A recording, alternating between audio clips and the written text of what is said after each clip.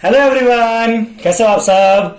मैं निकुंज जरीवाला एक बार फिर से आप सबका स्वागत करता हूं आपके अपने YouTube channel magnetic science institute पे।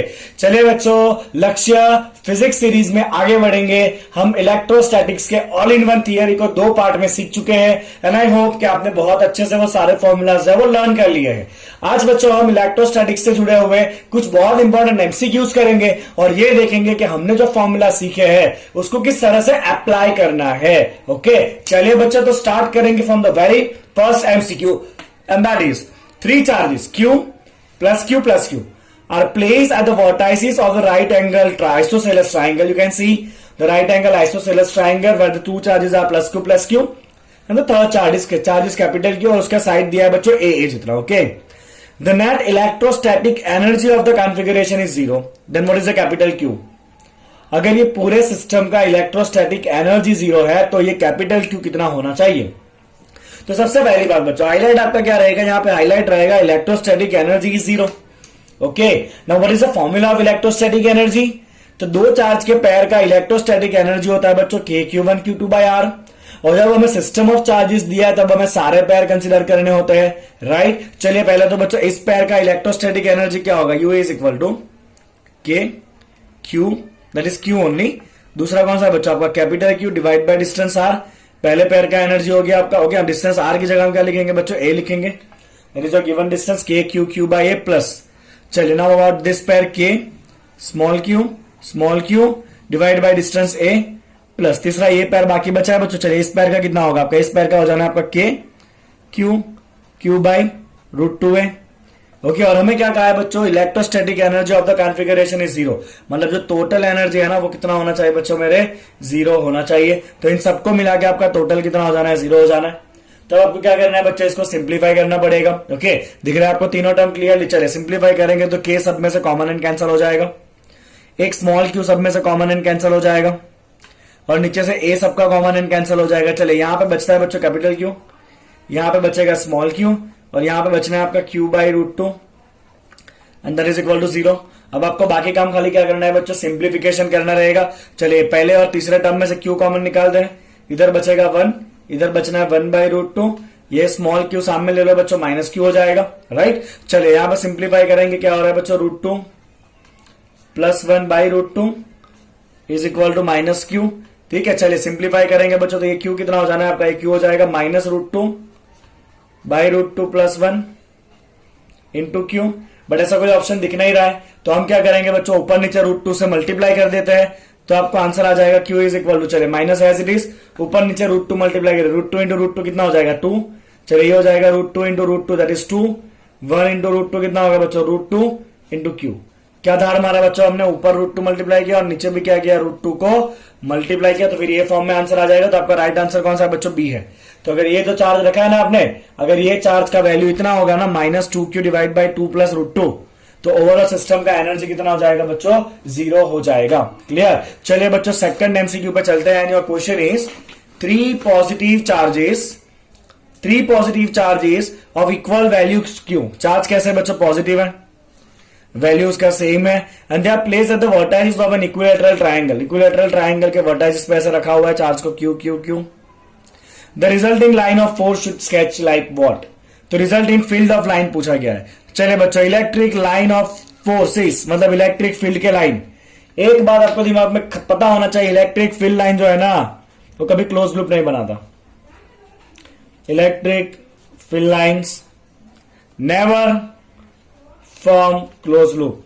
तो जहां जहां पे भी क्लोज लूप बनना ना बच्चों, वो सारे ऑप्शन तो वैसे ही आप उड़ा दो, है कि नहीं. क्लोज लूप तो बनना ही नहीं है इलेक्ट्रिक फील्ड लाइन में. दिखा क्लोज लूप, ये ट्राइंगल पे एक और क्लोज लूप है, यहां पे गलत दिखा बच्चों, बीच में स्मॉल वाला क्लोज लूप गलत. चलो यहां पे देखिए बड़ा सा एक क्लोज लूप बना दिया है, गलत. यहां पे कोई क्लोज लूप नहीं बन रहा है, राइट. यहां पे थोड़ा ड्रॉ स्केच करने में तकलीफ हुआ है, राइट. ये एक्चुअली ये जो लाइन है ना वो इस तरह से लाइन इंटरसेक्ट नहीं कर रहा, यहां पे इग्नोर दिस लाइन, ये लाइन नहीं है. तो अब आप देखिए बच्चों, कोई लाइन किसी को इंटरसेक्ट भी नहीं करेगा, क्लोज लूप भी नहीं बन रहा है, मतलब right answer is C. Okay, इस टाइप के सिंपल क्वेश्चन भी आते हैं जो फंडामेंटली के लिए बहुत ज्यादा एडवांस होते हैं. ओके, चलिए बच्चों थर्ड एमसीक्यू देखते हैं क्या कहा है. थर्ड एमसीक्यू है आपका uniform electric field. Electric field की बात करी गई है बच्चों. pointing in positive x direction exists in a region. Let A be the origin, B be the point on the x axis at x equal to 1 centimeter and C be the point on the y axis at y equal to 1 centimeter. Then the potential at the point A, B and C satisfies what? चलिए सबसे पहले electric field line बनाइए बच्चों and give it as x direction और ये हो गया आपका वाई डायरेक्शन और ये आपके कोऑर्डिनेट सिस्टम है and sir this is the origin of the coordinate system. Electric field line इस तरफ है बच्चों. अब आपको इतना पता होना चाहिए electric field line always potential के डिक्रीजिंग डायरेक्शन में होता है. ये हमने थियरी में किया है. तो अगर फील्ड लाइन इस तरफ जा रहा है मतलब यहां पे कैसा रीजन है बच्चों? हाई पोटेंशियल का रीजन है. इस तरफ कैसा रीजन होगा बच्चों? High potential. और राइट साइड में कैसा रीजन होगा बच्चों? आपका लो पोटेंशियल. मतलब जैसे जैसे आप राइट साइड पे जाओगे वैसे वैसे पोटेंशियल लो होगा because electric field right side है तो वो लो पोटेंशियल से हाई पोटेंशियल होता है इलेक्ट्रिक फील्ड का line. Clear with this? Okay चलिए अब 3 पॉइंट कहां कहां पर है. तो आपका जो पहला पॉइंट है ना बच्चों A is at the origin. तो ओरिजिन ये रहा. यहां पे आपका बच्चों पॉइंट है. B be the point on x axis at x equal to 1 centimetre. तो बी जो है ना वो एक्स एक्सिस मतलब हॉरिजॉन्टल वाला उसके ऊपर 1 सेंटीमीटर के ऊपर ये पॉइंट है B point. Okay and C be the point on the y axis. Y axis मतलब वर्टिकल पे at y equal to 1 centimetre मतलब सी पॉइंट का यहां पर है. ओके तो व्हाट इज द रिलेशन? तो सबसे पहले देखिए बच्चों तो यहां पे ये जो आपका पूरा सरफेस बनना है ना ये इलेक्ट्रिक फील्ड के लाइन को परपेंडिकुलर है. यस और नो? और इलेक्ट्रिक फील्ड के लाइन को परपेंडिकुलर सरफेस क्या होता है? इक्विपोटेंशियल सरफेस होता है. तो ये जो ब्लैक वाला लाइन है ना ये क्या है बच्चों? आपका इक्विपोटेंशियल सरफेस है बिकॉज ऑफ फील्ड लाइन को परपेंडिकुलर है. कैसा है बच्चों? ये आपका इक्विपोटेंशियल सरफेस है बिकॉज वो कैसा है? Perpendicular to the field line है. ओके तो इक्विपोटेंशियल सरफेस के हर एक पॉइंट के ऊपर पोटेंशियल कैसा होता है? सेम होता है. तो ए और सी का पोटेंशियल कैसा होगा बच्चों? सेम होगा. ओके और ए और सी जो है ना वो कहां पर है? लेफ्ट साइड पे कंपेयर टू द बी. क्योंकि बी राइट साइड पे तो राइट साइड वाला रीजन कैसा है? लो पोटेंशियल है. मतलब इन दोनों का पोटेंशियल बी से ज्यादा होगा. क्लियर? अब देखिए कौन सा ऑप्शन सेट हो रहा है बच्चों? V A should be more than VB. V A should be more than VB. एक ही ऑप्शन यहां पर सेट होगा. B is the right answer. समझ आ गया आपको? ओके चलिए बच्चों फटाफट चौथे एमसीक्यू पे जाएंगे. क्या कहा है बच्चों? Metallic shell. तो मुझे पहले एक टर्म दिखा metallic shell has a point charge q kept inside in the cavity. Point charge कहां पर है? अंदर है कैविटी में. Which one of the following diagram correctly represent the electric field line? चलिए बच्चों तो सबसे पहली बात तो ये मेटल की बात कर दी. दो चीजें आपको ध्यान में होना चाहिए. मेटल के अंदर कोई फील्ड नहीं होता. Know field inside the metal है कि नहीं? याद है ना वो इलेक्ट्रोस्टैटिक शील्डिंग वाला. मेटल के अंदर कभी कोई इलेक्ट्रिक फील्ड होता नहीं है. कोई फील्ड लाइन मेटल के अंदर नहीं होता है. दूसरी बात फील्ड ऑलवेज कैसा होगा? Perpendicular to the surface. तो पहले तो आप उन दोनों को निकाल दो बच्चों जिसके अंदर मेटल के अंदर भी फील्ड दिख रहा है आपको. तो यहां पे देखो ये रहा मेटल पूरा. ये तो पूरा शेल पार्ट है मतलब मेटल है. उसके अंदर फील्ड कैसे आया? तो ये गलत है. सिमिलरली यहां भी देखो मेटल के अंदर भी फील्ड है. तो ये गलत है. बीच वाला पार्ट कैविटी है राइट जहां पे हमने चार्ज को रखा है क्यू को.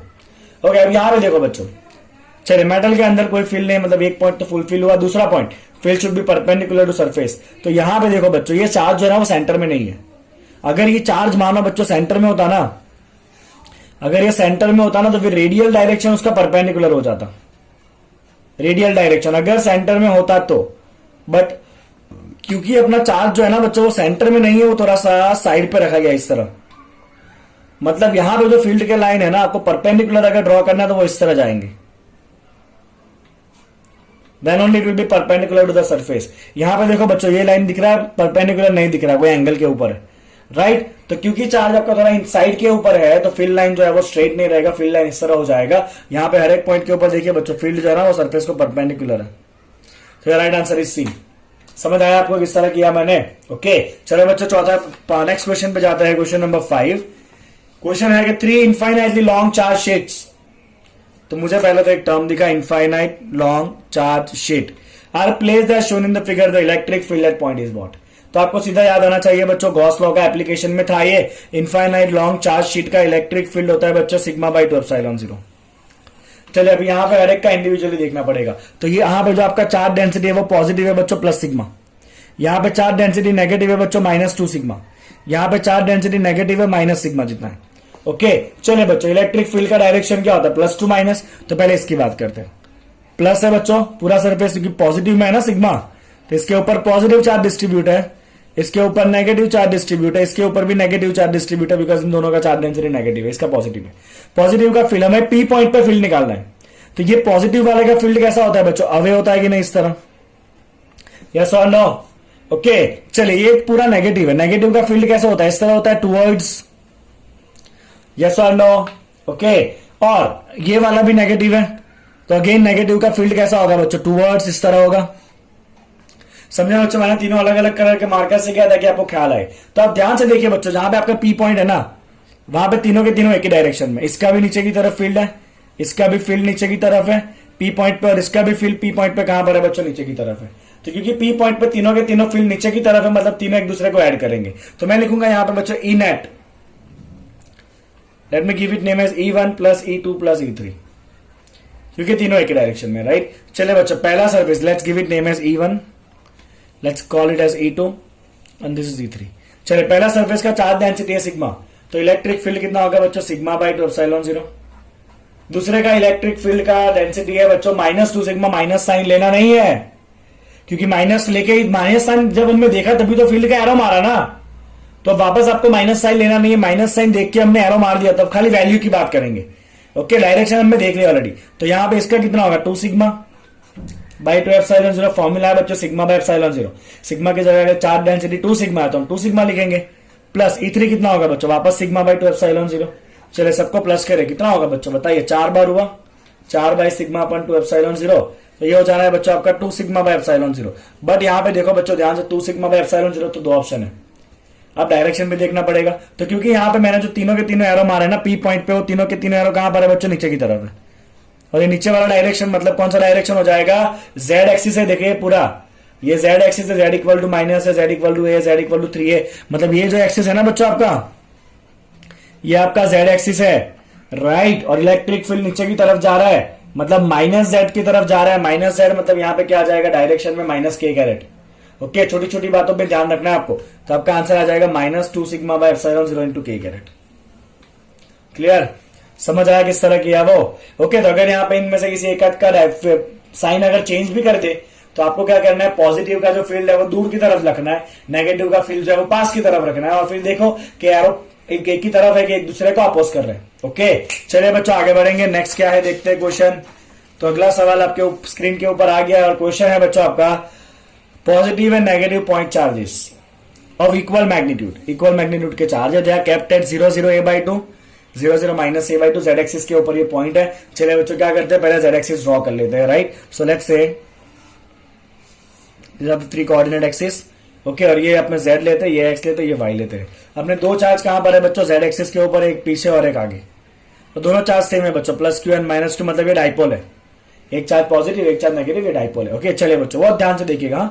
चलिए, एक आपका कहां पर है बच्चों? 0 0 प्लस a/2, मतलब ये आपका है 0 0 a/2 डिस्टेंस है या पॉइंट है, और ये पॉइंट है बच्चों आपका 0 0 माइनस a/2 पीछे की तरफ है ना।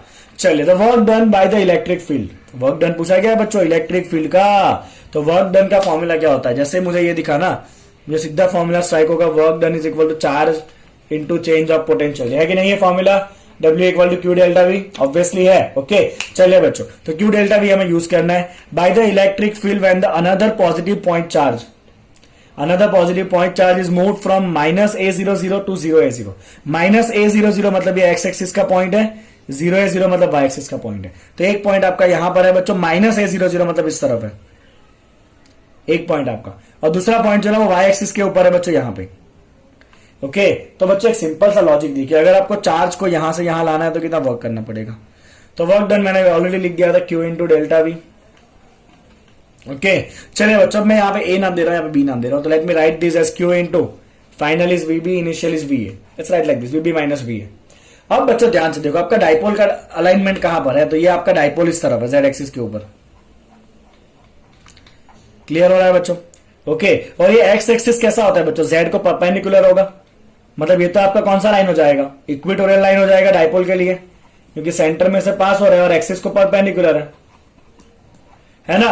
तो डाइपोल के इक्वेटोरियल लाइन के ऊपर पोटेंशियल क्या कैसा होता है? हर एक पॉइंट के ऊपर 0 ही होता है। मतलब ये जो आपका ए पॉइंट है वो डाइपोल आपका जेड एक्सिस पे रखा गया है, ऐसे है बच्चों देखो, ये आपका जेड एक्सिस है, ये आपका एक्स एक्सिस है, राइट, हुआ परपेंडिकुलर। ओके फाइन, मतलब क्या हो जाएगा कि ए पॉइंट इक्वेटोरियल लाइन के ऊपर है, वहां पे पोटेंशियल कैसा होगा? 0 होगा। चलिए, what about the point B?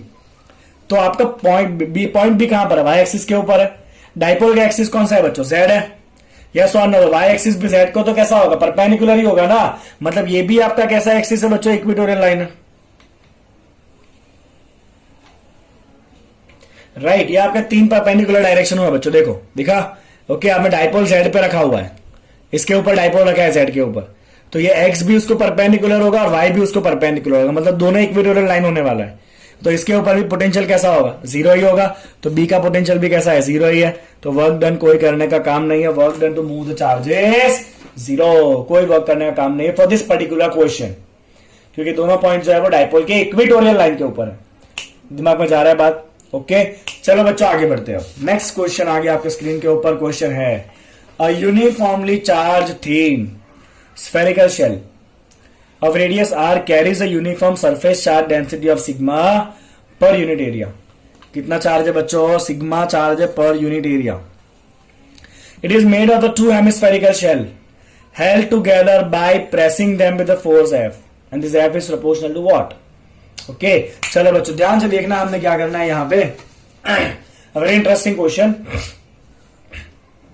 चलो तो यहाँ पे इस पूरे स्फीयर के ऊपर ना बच्चों चार्ज है, और यहाँ पे 2 अलग अलग हेमिस्फीयर है, ऑब्वियसली दोनों पॉजिटिव चार्ज है तो एक दूसरे को रिपेल करेंगे, तो उनको जोड़ के रखने के लिए हमने क्या किया है बच्चों, उसको क्या किया है, फोर्स दिया हुआ। तो फोर्स कितना रखना पड़ेगा, तो आप याद करिए बच्चों, हमने एक ऐसा पॉइंट सीखा था, इलेक्ट्रोस्टैटिक प्रेशर, याद है आपको, ऐसा हमने पॉइंट किया था, बबल बबल वाला एक केस किया था कि बबल के ऊपर चार्ज है तो उसको कितना प्रेशर लगता है एक्स्ट्रा। ओके तो मैं यहां पे लिखूंगा बच्चों, pressure experienced by charges on sphere। ये हमने डायरेक्ट फॉर्मूला बच्चों डिराइव किया हुआ, यूज करेंगे डायरेक्टली उसको। ओके तो आपका जो प्रेशर होता है ना बच्चों, that is equal to sigma square by 2 epsilon 0। कितना एक्स्ट्रा प्रेशर लगना है बच्चों, सिग्मा स्क्वायर बाई 2 एप्सिलॉन 0। चलिए आपको पूछा गया बच्चों फोर्स, तो फोर्स क्या होता है बच्चों, प्रेशर इनटू एरिया, ठीक है ना। प्रेशर क्या है बच्चों, sigma square by 2 epsilon 0। Area क्या होगा बच्चों आपका, तो यहाँ पे आपका जो भी आपका चार्ज है वो कैसा है, स्फीयर के ऊपर लगा हुआ है, तो स्फीयर का एरिया कितना होगा बच्चों, 4πr² होगा, यस और नो? ओके हमें खाली प्रोपोर्शनलिटी पूछा है, कांस्टेंट का हमें काम नहीं है, इसका भी काम नहीं है, कांस्टेंट का किसी का भी काम नहीं है, हमें खाली फॉर्मूला में देखिए प्रोपोर्शनलिटी पूछा है, तो that is proportional to sigma square by epsilon 0 into r. है क्या ये पैसा ऑप्शन, देखिए बच्चों sigma square by epsilon 0 into r, तो इसको जोड़ के रखने के लिए आपको जो फोर्स देना पड़ेगा ना, that force is directly proportional to sigma square by epsilon 0 into r. Simple सा लॉजिक है, अगर आपको इलेक्ट्रोस्टैटिक प्रेशर वाला फॉर्मूला याद है तो आपके लिए क्वेश्चन चुटकी बजाने का खेल है। ओके चलो बच्चों अगला सवाल करते हैं फटाफट, राइट। चलो आ गया नेक्स्ट क्वेश्चन है कि charge Q, 2Q and 4Q are uniformly distributed in the 3 dielectric. Dielectric मुझे दिखा, मैं इसके ऊपर गौर करूंगा, डाइलेक्ट्रिक, राइट। डाइलेक्ट्रिक मतलब नॉन कंडक्टिंग मटेरियल है ना, नॉन कंडक्टर है, मतलब चार्ज जो है ना वो पूरी बॉडी में डिस्ट्रीब्यूट होगा, खाली सरफेस पे नहीं होगा। चार्ज जो है वो सब में कहां पर है बच्चों, पूरे बॉडी में है, not only on the surface, क्योंकि they are dielectric materials, right. अगर मेटल होता तो खाली सरफेस पे आता, क्वेश्चन पूरा चेंज हो जाता।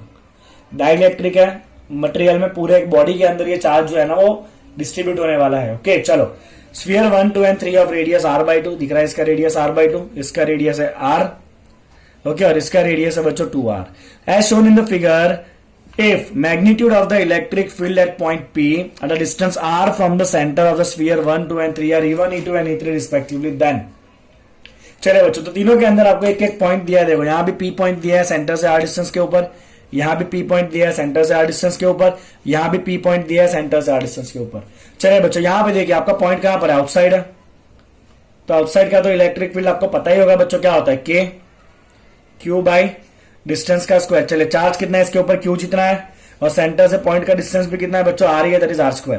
तो पहला आपका इलेक्ट्रिक फील्ड है KQ बाई r²।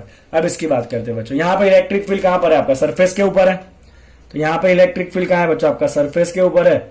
चलिए सरफेस के ऊपर electric field right is E2, K, Q कितना है, पूरे के ऊपर चार्ज है कितना है, 2Q है, तो 2Q लेना है आपको यहाँ पे, K 2Q, जो भी चार्ज है वो आपको लेना है, तो K 2Q डिवाइड बाई, चले कितना डिस्टेंस है सेंटर से इसका, सरफेस का R, ये आ गया आपका E2। चले बच्चों E3 की बात करते हैं।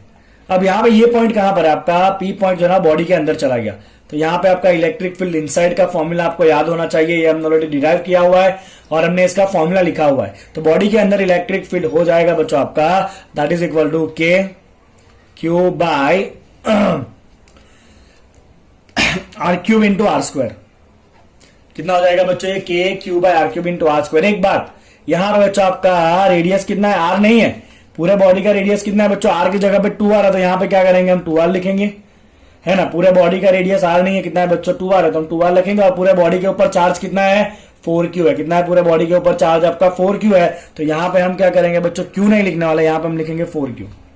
अब इसको करते हैं सिंप्लीफाई, तो क्या मिलता है let's see that is going to become k 4 Q, 2 का क्यूब कितना हो जाएगा बच्चों 8 आर क्यूब, और सेंटर से पॉइंट का डिस्टेंस कितना है बच्चों आर जितना ही है, तो ये स्मॉल आर कितना है आपका आर स्क्वायर जितना, इसका पूरा रेडियस 2 आर है। हाँ, सेंटर से डिस्टेंस कितना है पॉइंट का आर जितना है, तो ये आपका कट हो जाएगा बच्चों किससे 2 से कट होगा, एक आर स्क्वायर कट हो जाएगा, तो ये आ जाना है बच्चों आपका के क्यू बाई 2 आर।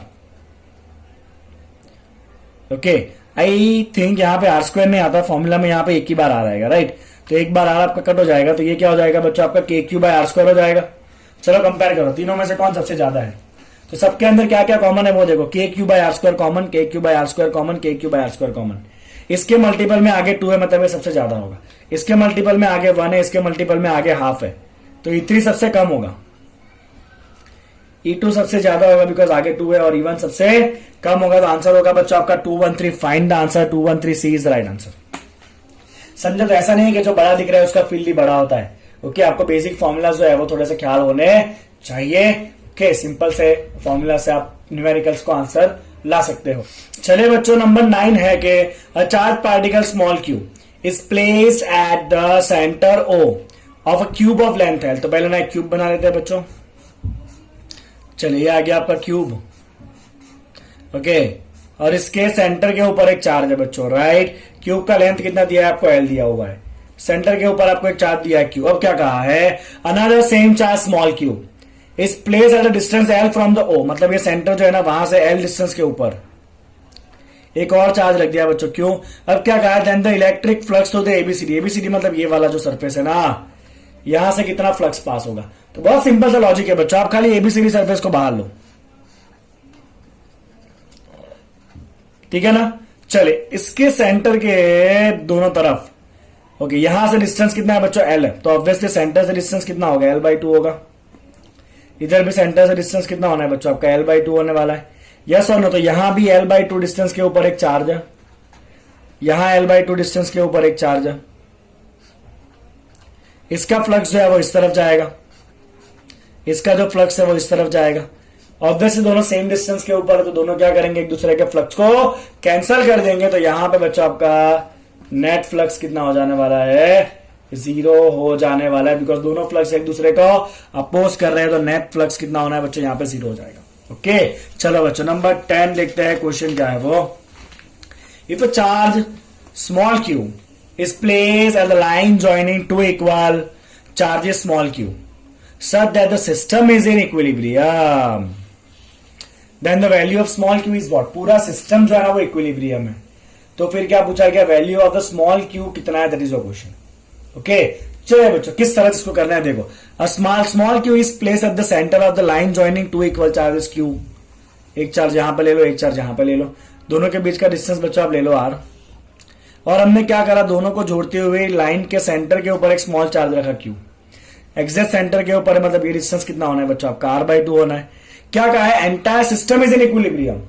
पूरा सिस्टम इक्विलिब्रियम में कब होगा, जब इसके ऊपर भी फोर्स 0, इसके ऊपर भी फोर्स 0, इसके ऊपर भी फोर्स 0। ओके, क्योंकि मुझे स्मॉल क्यू निकालना है तो मैं इसके ऊपर का फोर्स 0 ले लूंगा। So I will say force on capital Q charge is 0।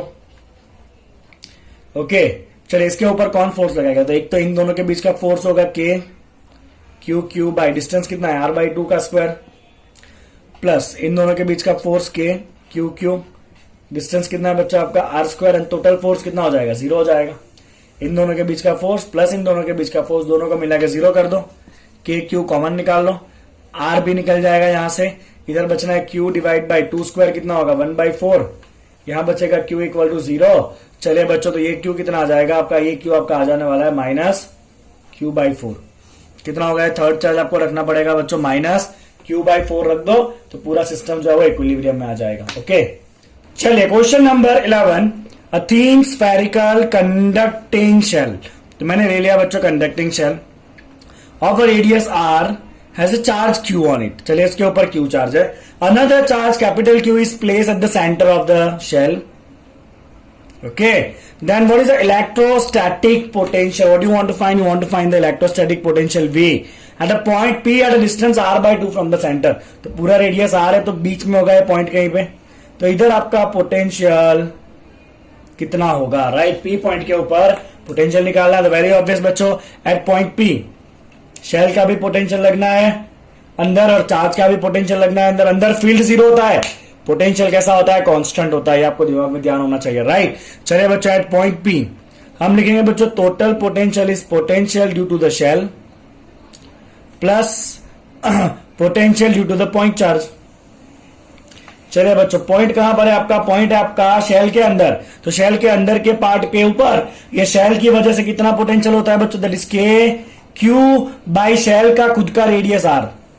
ये हमने बहुत बार किया है। शेल के सरफेस पे जो पोटेंशियल होगा ना खुद का, उतना ही पोटेंशियल शेल के अंदर भी होता है।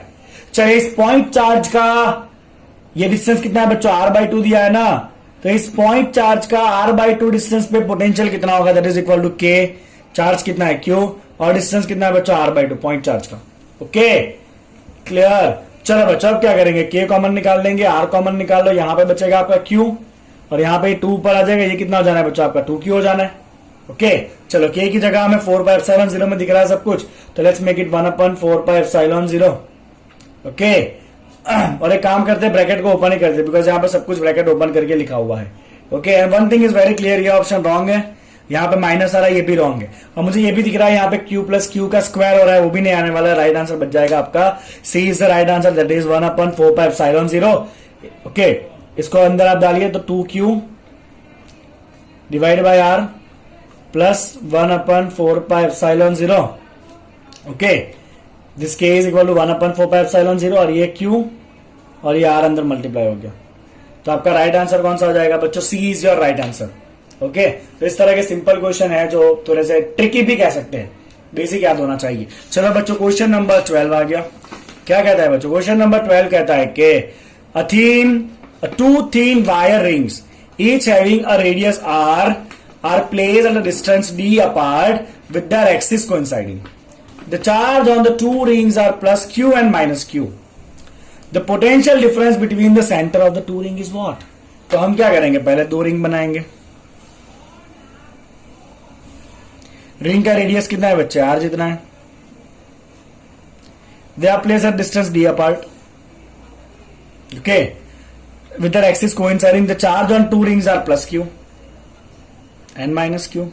What is the difference of potential between the centers of the ring? So give it name as O1 center, give it name as O2 center. This is your ring 1, this is your ring 2. तो मैं यहाँ पे लिखूंगा बच्चों potential on O1 is equal to potential due to ring 1 plus potential due to ring 2. चलिए बच्चों, O1 point तो खुद पहले रिंग के सेंटर के ऊपर है, तो उसका पोटेंशियल क्या होता है बच्चों? आपका पोटेंशियल हो जाएगा K, उसके ऊपर चार्ज कितना है Q और उसका खुद का रेडियस कितना है R। ओके, चलिए प्लस ये O1 के ऊपर ये सेकंड रिंग का पोटेंशियल कितना होगा? तो सेकंड रिंग का O1 से डिस्टेंस कितना हो जाएगा बच्चों? ऑब्वियसली आप पाइथागोरस यूज करोगे आपको, क्योंकि सर ये हो जाएगा r² plus d², obviously right. Okay, तो इस रिंग का इस सेंटर के ऊपर पोटेंशियल कितना होगा? दैट इज K, रिंग के ऊपर चार्ज कितना है? Minus Q divide by distance कितना लेना है बच्चों? r² plus d²। ये हमने डिराइव भी किया हुआ है कि अगर कोई चार्ज रिंग है तो उसके एक्सिस के ऊपर इलेक्ट्रिक फील्ड का फॉर्मूला, ये हमने डिराइव किया ऑलरेडी। चलिए बच्चे, आ गया आपका potential at centre of O1।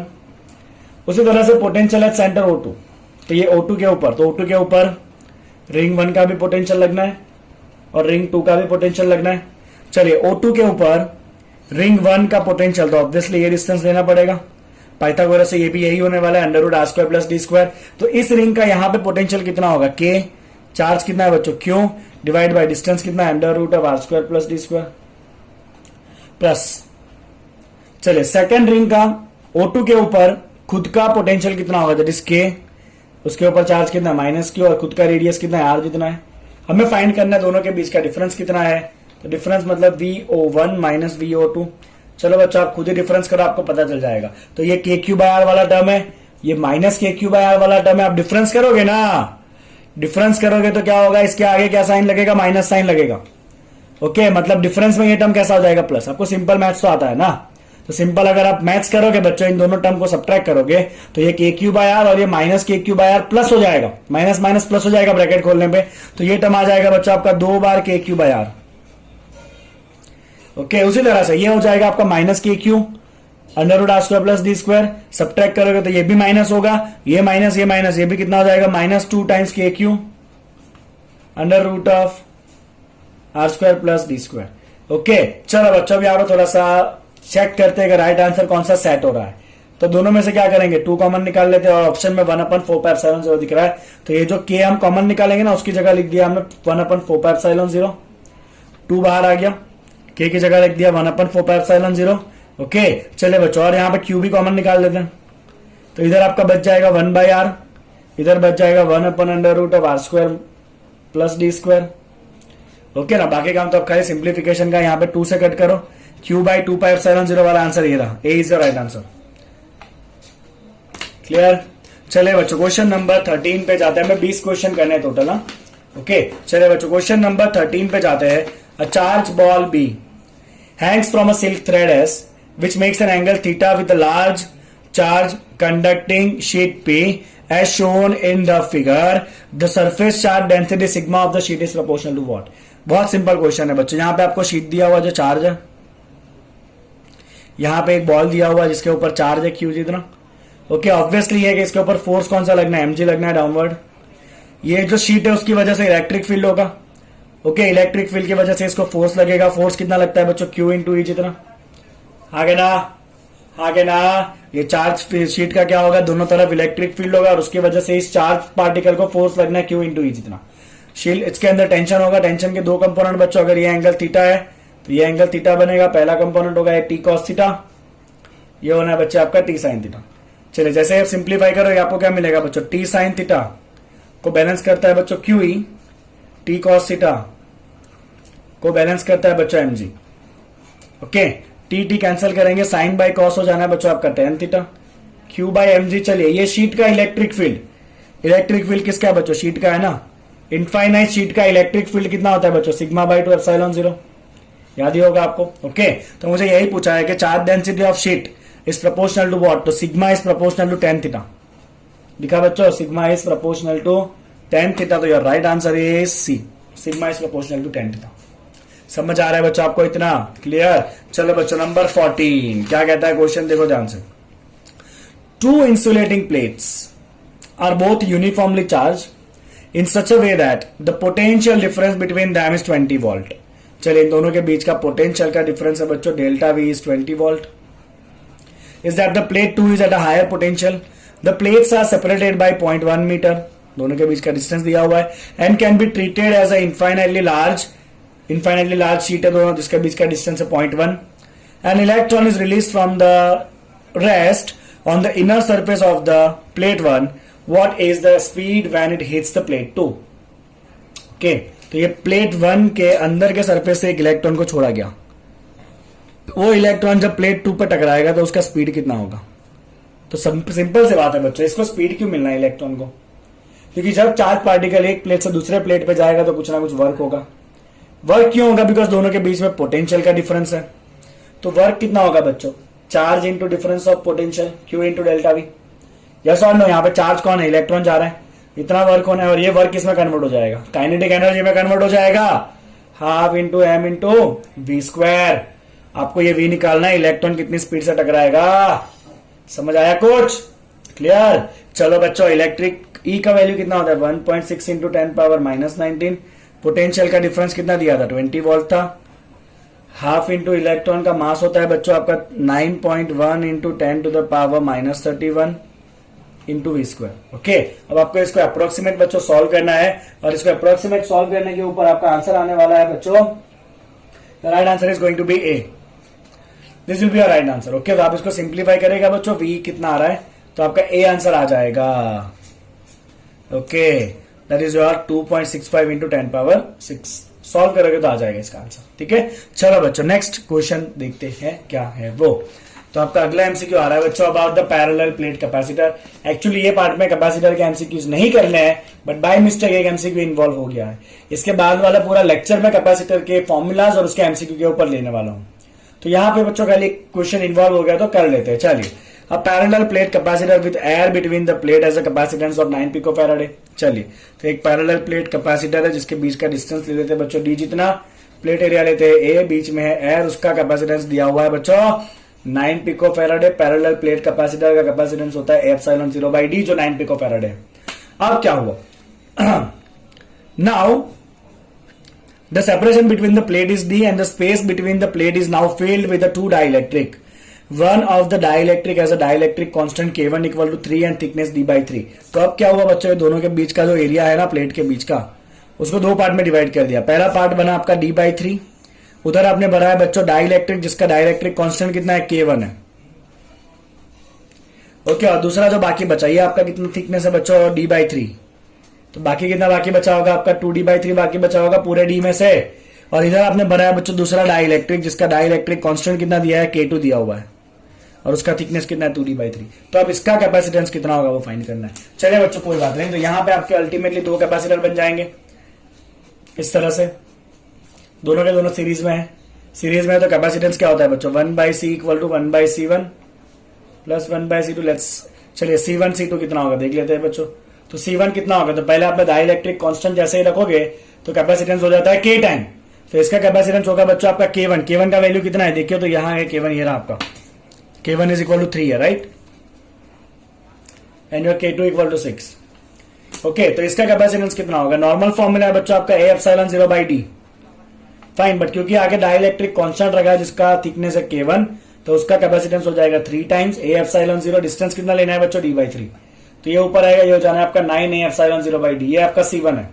चलो बच्चों से जरा C2 लिखते हैं, C2 इज इक्वल टू, चलिए वहां पे डाइलेक्ट्रिक कांस्टेंट रखा है K2 that is 6, that is equal to 6 into A epsilon 0, और दो प्लेट के बीच का डिस्टेंस इसके लिए कितना है 2d by 3। चलिए इसको जैसे आप सिंप्लीफाई करोगे कितना हो जाना बच्चों 3 3 9 हो जाएगा, ये भी एप्सिलॉन 0 बाई डी, क्लियर। अब यहाँ पे बच्चों रख देते हैं दोनों वैल्यू को। Okay, what is the value of epsilon 0 by D, ये रहा 9 पिकोफैराड है, हाँ क्या ना, ये भी एप्सिलॉन 0 कितना है बच्चों 9 पिकोफैराड है, तो ये हो गया आपका 9 इंटू 9 81, ये भी 9 इंटू 9 कितना हो जाएगा 81, बिकॉज ये एप्सिलॉन 0 बाई डी का वैल्यू 9 है, राइट, यहां से लिखा मैंने। अब यहाँ पे क्या होगा बच्चों आपका 1/81 प्लस 1/81, ये 1/c है। ओके, इनवर्स कर दो बच्चों तो आपका c कितना हो जाएगा 81/2 हो जाएगा इनवर्स करने पे, दैट इज 45.5 और कितना 40.5 पिकोफैराड है। तो इस तरह से आपने अगर अरेंजमेंट किया तो कैपेसिटेंस हो जाना है आपका 40.5 पिकोफैराड है, क्लियर। ऐसा तो बहुत सारे क्वेश्चन हमें कैपेसिटर वाले टॉपिक के अंदर करने ही है। चलो बच्चों क्वेश्चन नंबर 16 पे आ जाते हैं। क्वेश्चन क्या है देखिए, बड़ा एक क्वेश्चन दिख रहा है, let PR is equal to Q upon pi r⁴ into r be the charge density distribution for a solid sphere of the radius r and the total charge Q for a point P inside the sphere at a distance r1 from the center of the sphere. The magnitude of the electric field is what? तो आपको बच्चों दिया हुआ एक solid sphere, चलिए figure बनाएंगे, ये हो गया आपका सॉलिड स्फीयर, और इस सॉलिड स्फीयर का आपको रेडियस दिया हुआ है कैपिटल R, और उसके ऊपर टोटल चार्ज कितना है बच्चों, टोटल चार्ज है उसके ऊपर Q जितना, बट उसका चार्ज जो है ना वो यूनिफॉर्मली डिस्ट्रीब्यूट नहीं है, उसका कुछ आपको डिस्ट्रीब्यूशन का फॉर्मूला दिया है। तो उसका बच्चों आपका चार्ज डिस्ट्रीब्यूशन है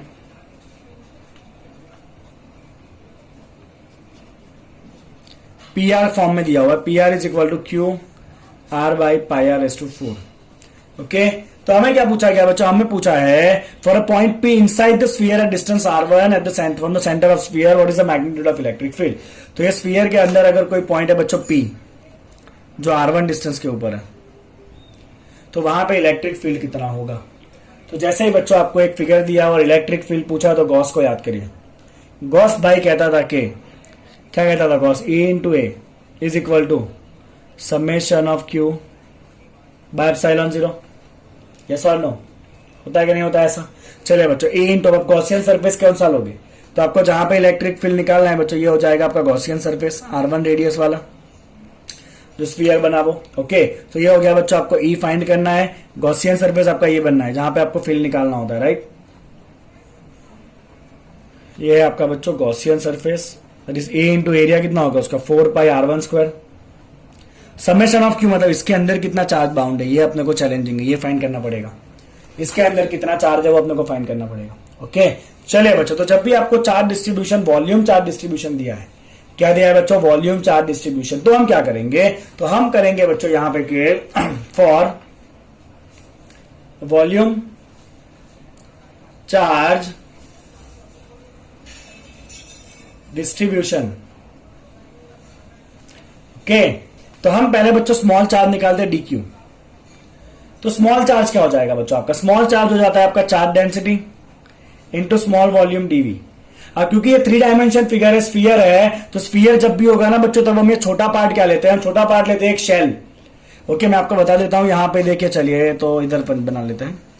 तो हम ऐसा एक छोटा सा पार्ट लेते हैं बच्चों, ये वाला, this is your small part जिसके ऊपर चार्ज है डीक्यू। इसका रेडियस लेते हैं आर और उसका थिकनेस ले लो बच्चों डी आर।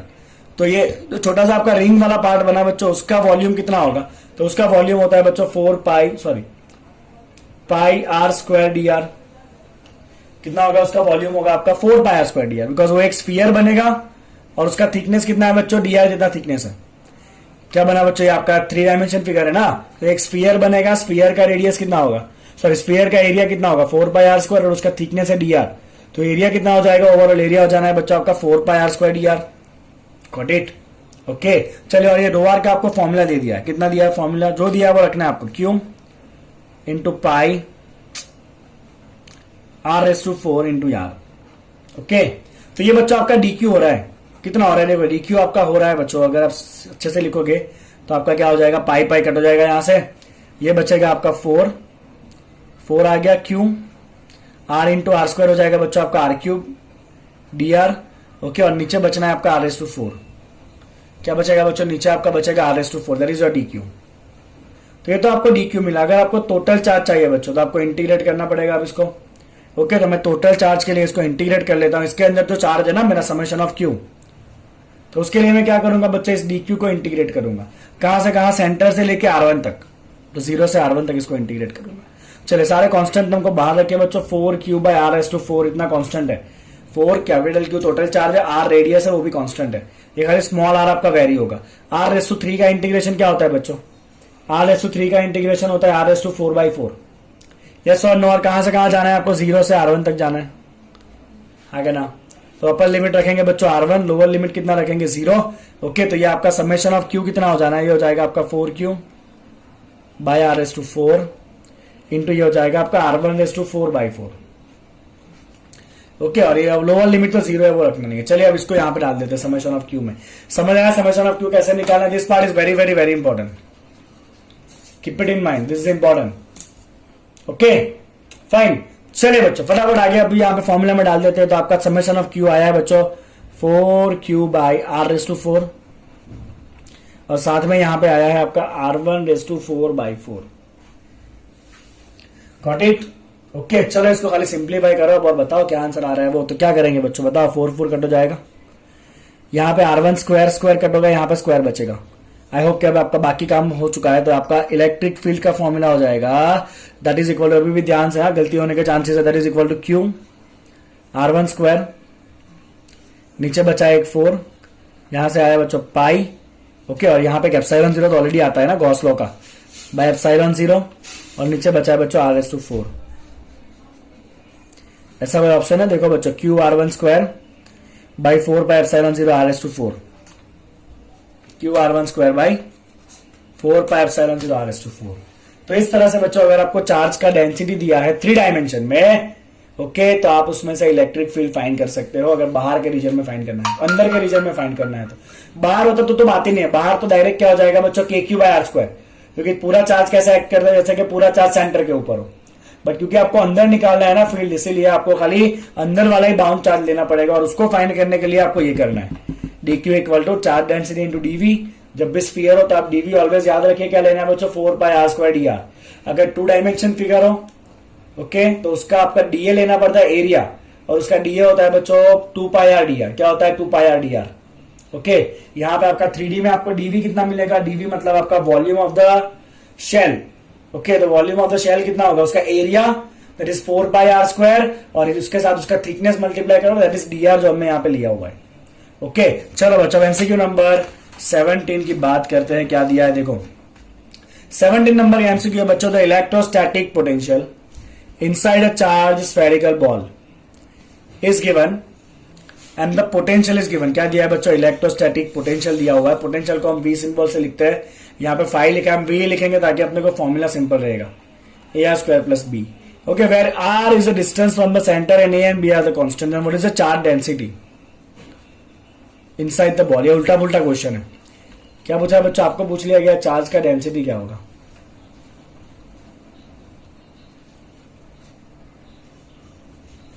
ओके, चलिए बच्चों देखते हैं कैसे करना है इसको।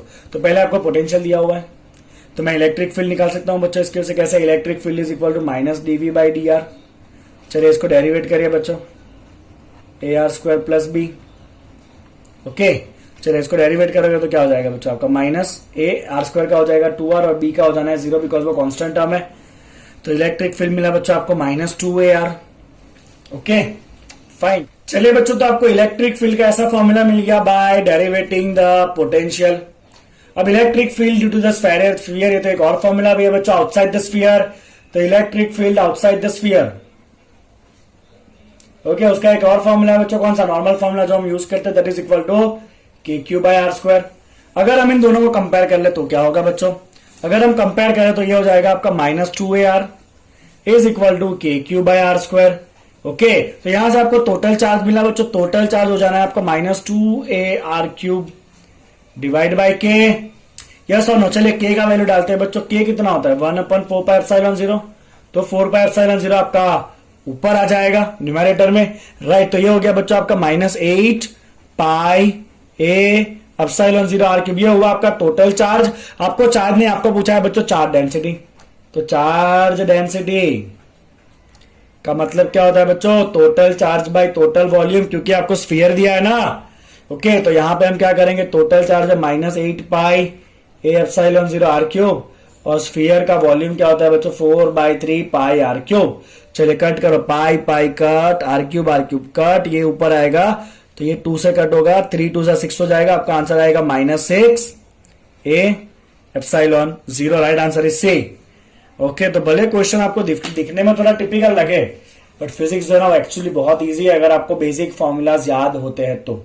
कोई ना कोई रास्ता आपको जरूर मिलेगा जहां से आप आंसर ला सकते हो। ओके, चलो बच्चों अगला सवाल क्या है देखो, तो क्वेश्चन नंबर 18 जो है, that is a charge Q is uniformly distributed over a long rod AB of a length L, okay, as shown in the figure. The electric potential at point O lying at a distance L from the end is what?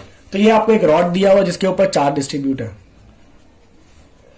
और इसके centre से अगर L distance के ऊपर, A से अगर L distance के ऊपर कोई पॉइंट है, तो यहां पे आपको क्या पूछा गया, what do you want to find electric potential कितना होगा।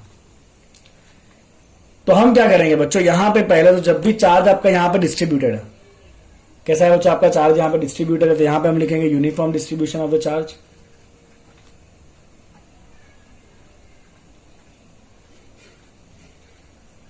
तो जब भी बच्चों आपका चार्ज जो है वो डिस्ट्रीब्यूटेड हो ना, तो आपको क्या करना है, एक छोटा सा पहले टुकड़ा लेना है। चले मान लो ये टुकड़े का चार्ज कितना है बच्चों, dq है, और ये टुकड़ा यहां से कितने डिस्टेंस के ऊपर है, x डिस्टेंस के ऊपर है सपोज। तो इस टुकड़े की वजह से यहां कितना पोटेंशियल होगा, तो मैं उसको लिखूंगा बच्चों dv, that is what, potential due to that small dq at point O। Okay, तो पोटेंशियल क्या होता है, kq by distance, that is k, उसका चार्ज है बच्चों dq, और उसका डिस्टेंस इस पॉइंट से कितना है बच्चों, x इतना है। ओके, अब dq कितना होगा, वेरी सिंपल। ओके, तो पूरे रॉड का लेंथ कितना है बच्चों, l है, तो पूरे रॉड के ऊपर चार्ज दिया है कैपिटल Q। तो अगर ये छोटू का लेंथ अगर dq है तो उसके ऊपर चार्ज कितना होगा बच्चों, सॉरी छोटू का लेंथ कितना लेना पड़ेगा आपको, इसका लेंथ लेना पड़ेगा ना। लेट्स से इस छोटे पार्ट का लेंथ है बच्चों आपका dx, कितना लेंथ है इस छोटे से पार्ट का, आपका dx है, उसके ऊपर चार्ज है dq। तो अगर आपके छोटे से पार्ट का लेंथ अगर dx है तो उसके ऊपर चार्ज कितना है, दैट इज dq। कितना मिलेगा बच्चों, dq मिलेगा आपका dx by l into Q. Yes और no, dx by L into Q. तो मैं यहाँ पे डाल देता हूँ बच्चों उसकी जगह पे, that is dx by L into q. थोड़ा सा इसको अच्छे से लिख देता है, that is equal to k q by L dx by x. ये तो आपको स्मॉल पोटेंशियल मिला खाली इतने टुकड़े की वजह से। अपने को तो पूरे रॉड का यहाँ पे पोटेंशियल चाहिए, यहाँ के ना। तो पूरे रॉड का पोटेंशियल क्या होगा, दैट इज v। तो हम dv को इंटीग्रेट करेंगे बच्चों, कहां से कहां। तो a टुकड़े का यहां से डिस्टेंस कितना है, l जितना है, और b पॉइंट का यहां से डिस्टेंस कितना है बच्चों, l प्लस l 2l जितना है। तो हमने ये जो डिस्टेंस x लिया है ना बच्चों, उसको इस एंड से लेके इस एंड तक हमें इंटीग्रेट करना है। तो ये एंड से इस पॉइंट का डिस्टेंस कितना होगा आपका, मतलब ये एंड के लिए आपका x कितना हो जाएगा, l जितना, और ये एंड के लिए आपका x कितना होगा, l plus l, that is 2l। Okay, तो हम क्या करेंगे, l से लेके 2l तक उसको इंटीग्रेट करेंगे। चलो बच्चों, अब इंटीग्रेशन थोड़ा बहुत, के Q by L D x by x, जो सारी चीजें कांस्टेंट है उसको बाहर निकालो, के क्यू बाई एल कांस्टेंट है।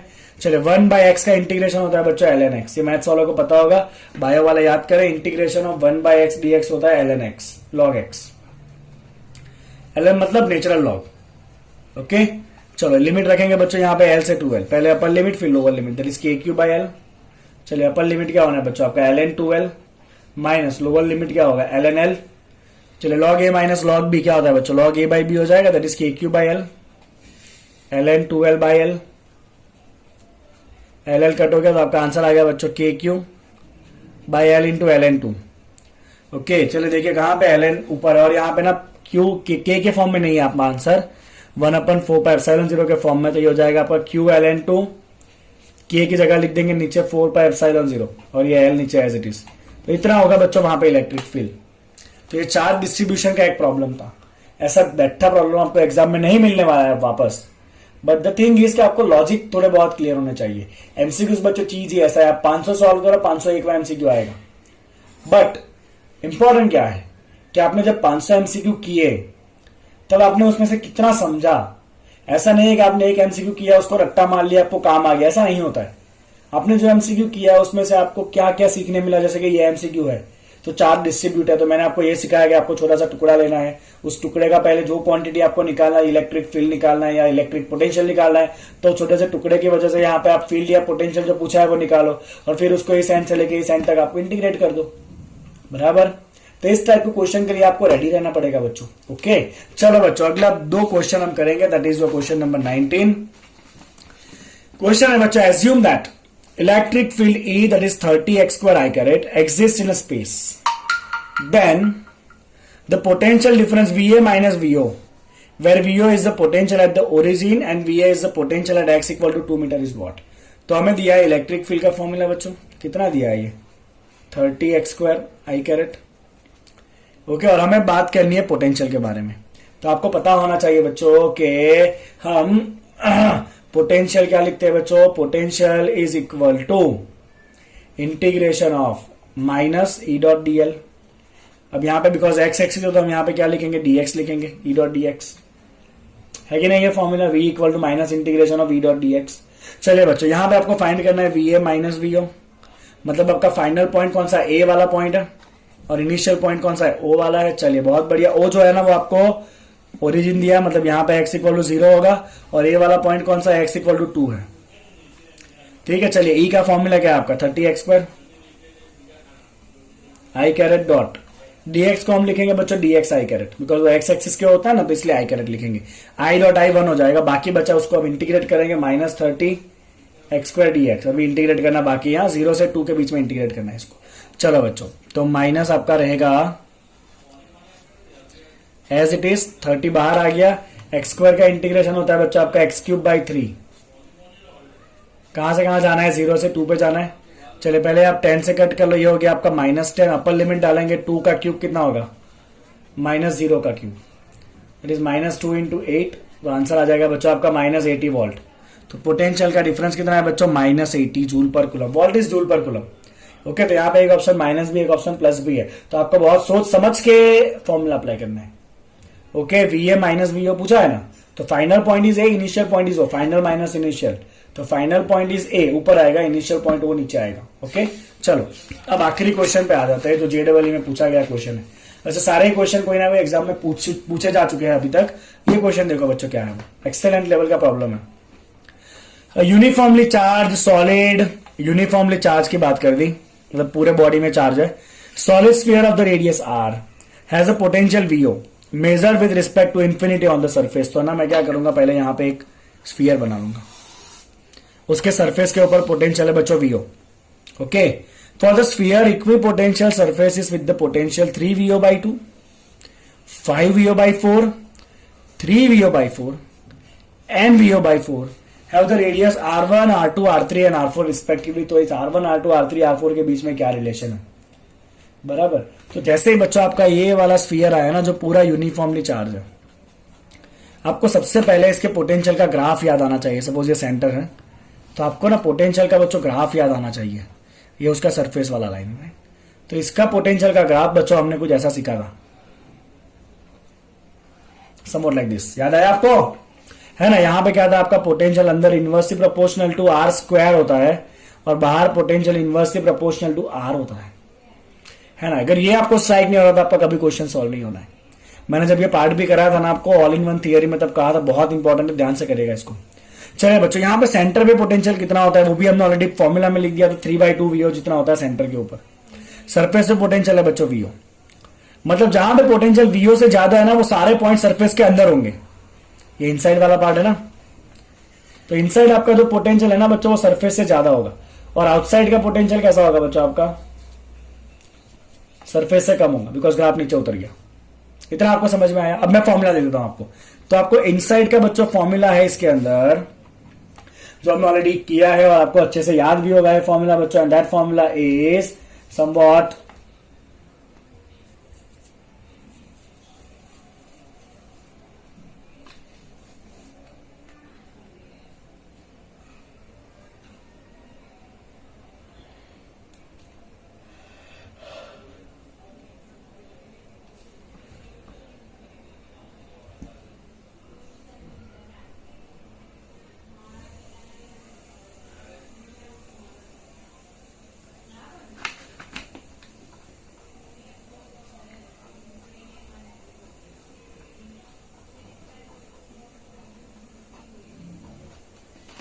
राइट। तो इनसाइड का फॉर्मूला है बच्चों आपका KQ/2R³ divide by 3R² minus R², हमने लिखा है ऑलरेडी।